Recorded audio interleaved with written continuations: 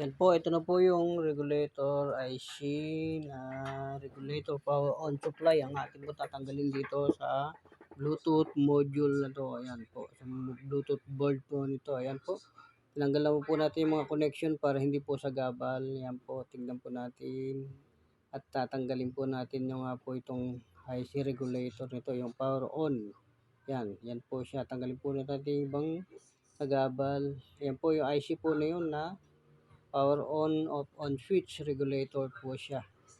Yan po yan ang ating punta tanggal na piyesa kasi po automatic po siyang sumisindi, ayaw na po mamatay. Yan po yan, tinanggal na po natin. Ito na po yung IC nito.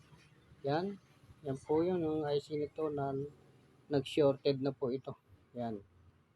Kaya po nagre-recta na. Yan po. Test rin po natin para makita po natin kung ano nga po, kung shorted nga po talaga ang piyesa na ito.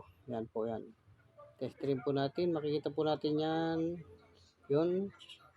Ayan, shorted na nga po. Ito na nga po yung papalitan natin piyesa rito sa Bluetooth speaker nito. Karaoke. Yan po. Yan ang ating papalitan.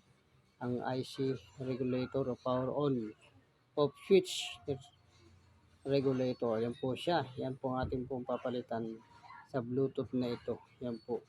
Maraming